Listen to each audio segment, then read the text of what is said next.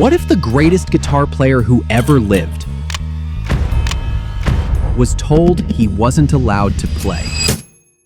To understand this, we have to go back to Seattle in the mid-1960s. Back to a young boy so obsessed with music, he carried a broom around, pretending it was his guitar, long before he ever owned a real one. Jimi was a natural southpaw, but his father, concerned about left-handedness, insisted he learn to play right-handed. So Jimi, unable to afford a left-handed instrument, simply took a right-handed guitar, flipped it upside down, and learned to play with the strings restrung backwards.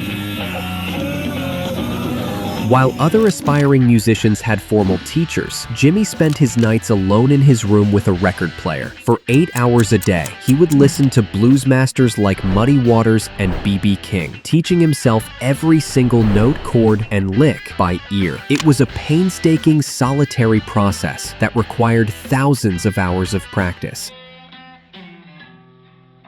This quiet, lonely rebellion wasn't a handicap. It was the crucible that forged his genius. His unique style, his explosive solos, and his groundbreaking use of feedback were all a direct result of this single-minded obsession. It's what allowed him to create iconic songs like VoodooChild, Slight Return, with a raw, unpredictable sound no one could ever replicate.